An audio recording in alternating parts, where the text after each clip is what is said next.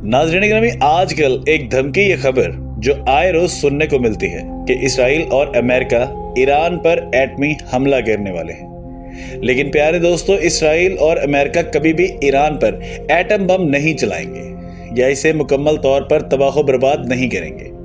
मैं ऐसा क्यों कह रहा हूं? क्योंकि वो ईरान को तबाह करना ही नहीं चाहते, बल्कि वो वहां ऐसी रजीम यानी हुकूमत में तब्दीली करना चाहते हैं या ऐसी हुकूमत लाना चाहते हैं जो इन्हें तस्लीम करे,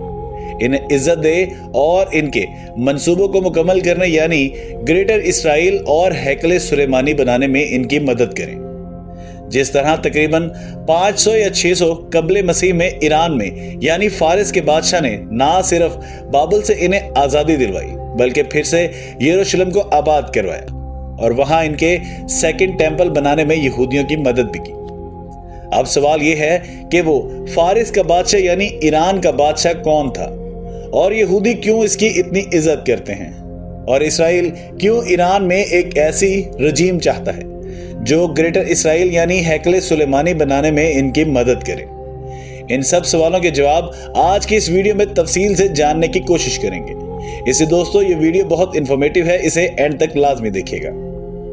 नाज़रीन गिरामी, यहूदियों में ईरान की सरजमीन बहुत बाबरकत और मुकद्दस समझी जाती है, क्योंकि ईरान यानी फारिस के बादशाह साइरस द ग्रेट, जिनका जिक्र कुरान मजीद में हजरत जुल्करनैन अलैहिस्सलाम के नाम से फरमाया गया है। नाज़रीन, यहूदी हजरत जुल्करनैन अलैहिस्सलाम का नाम कुरान मजीद में आने से भी पहले उन्हें जानते थे। आगे चलकर आपको इसकी भी डिटेल मालूम हो जाएगी। अगर दोस्तों मैं आपको बता दूं कि साइरस द ग्रेट यानी हजरत जुल्करनैन अलैहिस्सलाम हमेशा से यहूदी कौम में एक हीरो के तौर पर देखे जाते हैं और आज तक यहूदी कौम ईरान के उस बादशाह यानी साइरस द ग्रेट हजरत जुल्करनैन अलैहिस्सलाम की बहुत इज्जत करते हैं, क्योंकि वो उनके लिए एक मसीहा बनकर आए थे और आज भी वो ईरान से अपने मसीहा के इंतजार में हैं। अब सवाल ये है कि हजरत जुल्करनैन अलैहिस्सलाम का जिक्र कुरान मजीद में कैसे आया। नाज़रीन गिरामी, जब दीन इस्लाम अरब यानी मक्का में फैलना शुरू हुआ तो मक्का के बड़े बड़े सरदार इस बात से बहुत परेशान होना शुरू हो गए और वो हमेशा ये सोचते थे कि वो कैसे मक्का में रहने वाले लोगों को हजरत मोहम्मद मुस्तफ़ा सल्लल्लाहु अलैहि वसल्लम के इस दीन यानी दीन इस्लाम से बचा सकते हैं। इसीलिए उन सभी बड़े सरदारों ने मिलकर एक मंसूबा तैयार किया और वो सारे इकट्ठा होकर मदीना शहर पहुंचे। वहां मदीना में उन्होंने यहूदियों के एक बहुत बड़े आलम से मुलाकात की और इस यहूदी आलम से कहा कि हमें कुछ ऐसे सवालात बताएं कि जिन सवालों का जवाब देना किसी भी इंसान के लिए नामुमकिन हो। जब हम ये सवाल मक्का जाकर पैगंबर इस्लाम यानी हजरत मोहम्मद मुस्तफ़ा सल्लल्लाहु अलैहि वसल्लम से पूछें और अगर वो इन सवालों के जवाब ना दे सकें तो हम मक्का के लोगों के सामने ये साबित कर देंगे कि माज़अल्लाह ये कोई नबी नहीं, ये तो सिर्फ तुम्हें तुम्हारे बाप दादाओं के दीन से भटकाना चाहते हैं।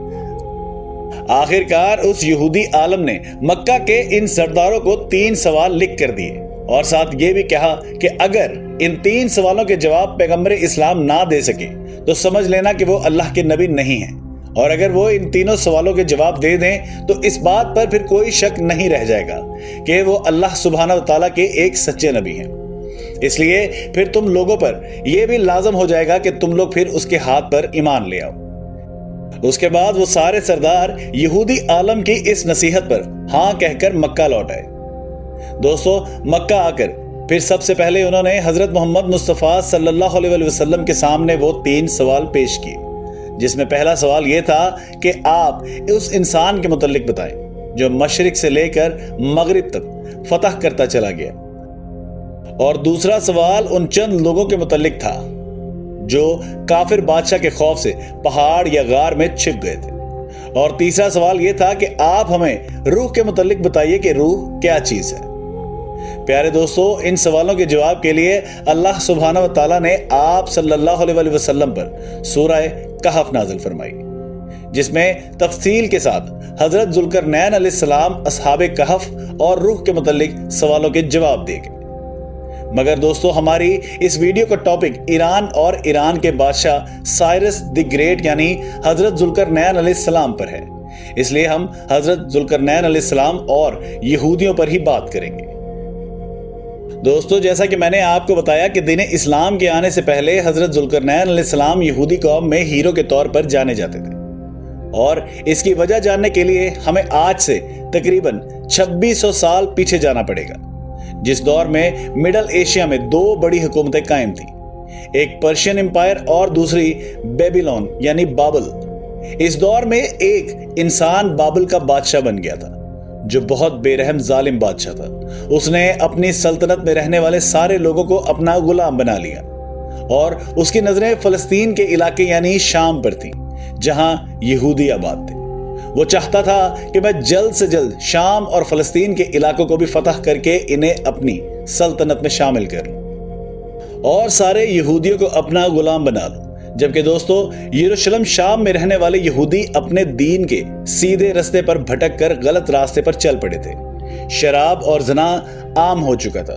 حد تو یہ ہو گئی کہ جب ان کے پاس اللہ کی طرف سے کوئی پیغمبر ان کی ہدایت کے لیے بھیجا جاتا تو وہ اس پیغمبر کی بات ماننے کی بجائے انہیں ہی قتل کر دیا کرتے۔ اللہ اکبر۔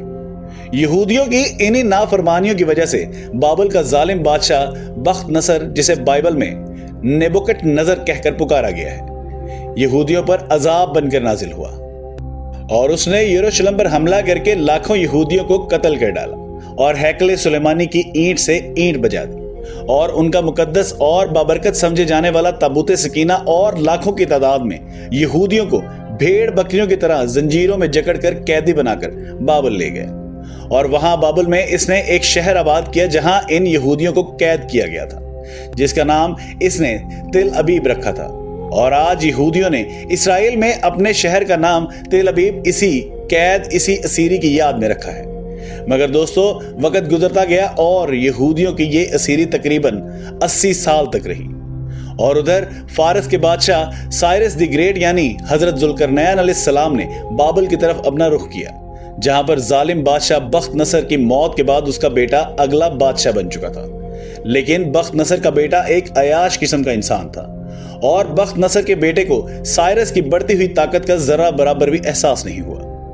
بابل کے بادشاہ کے بہت سے قریبی لوگوں نے اسے سمجھایا کہ تم ان غلط کاموں سے باز آ جاؤ، اپنی سلطنت میں رہنے والے لوگوں پر ظلم نہ کرو، لیکن وہ ٹھہرا ایک عیاش قسم کا بادشاہ۔ اور دوستو، طاقت کا نشہ اچھوں کو اندھا کر دیتا ہے۔ آخر وہ وقت آ ہی گیا جب سائرس دی گریٹ حضرت ذوالقرنین علیہ السلام نے بابل کے دروازے پر دستک دی۔ حضرت ذوالقرنین علیہ السلام کے بابل کے گھراؤ کے بعد بخت نصر کے بیٹے کو یہ لگتا تھا کہ سائرس اس کے شہر کو فتح نہیں کر پائے گا، مگر دوستو، غرور کا سر ہمیشہ نیچا ہوتا ہے۔ بابل کی فوج اپنے شہر کو بچانے کے لیے اپنی سرحدوں کی حفاظت کر رہی تھی، لیکن انہیں اس بات کا ذرا بھی علم نہیں ہوا کہ ذوالقرنین علیہ السلام کی فوج پہلے ہی دریائے فرات کے راستے سے شہر کے اندر پہنچ چکی، یعنی بابل کے شہر کے لوگ یہ اشارہ سائرس دی گریٹ کو پہلے ہی دے چکے تھے کہ ہم آپ کے ساتھ ہیں۔ اسی لیے سائرس دی گریٹ یعنی حضرت ذوالقرنین علیہ السلام کو بابل کے ایک شخص کے خلاف بھی تلوار اٹھانے کی ضرورت ہی نہیں پڑی، اور حضرت ذوالقرنین علیہ السلام کے بابل کو فتح کرنے کے بعد پورے شہر میں خوشیاں منائی گئیں۔ حضرت ذوالقرنین علیہ السلام نے بابل کو فتح کرتے ہی تمام یہودیوں کو آزاد کر دیا اور انہیں واپس ان کے ملک جانے کی بھی اجازت دے دی، اور وہاں ان کے ٹیمپل بنانے میں بھی ان کی مدد کی۔ دوستو، وہ دن ہے اور آج کا دن یہودی ہزاروں سال سے ایران کے اس عظیم بادشاہ سائرس دی گریٹ حضرت ذوالقرنین علیہ السلام کو یاد کرتے ہیں اور آج تک انہیں اپنا ہیرو مانتے ہیں،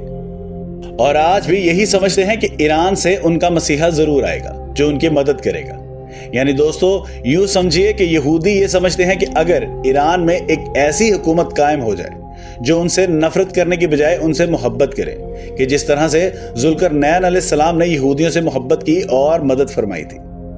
اس لیے یہودی یہ مانتے ہیں کہ ہمارا مسیحا ایران سے ہی خروج کرے گا، جیسے حضرت ذوالقرنین علیہ السلام ہمارے مسیحا بن کر آئے تھے، اور جو مسیحا ایران سے خروج کرے گا وہ آ کر ہیکل سلیمانی بھی بنائے گا اور اس تخت پر آ کر بیٹھے گا اور ایک عظیم حکومت قائم کرنے میں ہماری مدد کرے گا۔ اور دوستو، یہ بات تو حدیث مبارکہ سے بھی ثابت ہے کہ یہودیوں کا مسیح دجال 70,000 یہودیوں کے ساتھ ایران کے شہر اصفہان سے نکلے گا، جنہوں نے سبز رنگ کی چادریں اوڑھی ہوئی ہوں گی۔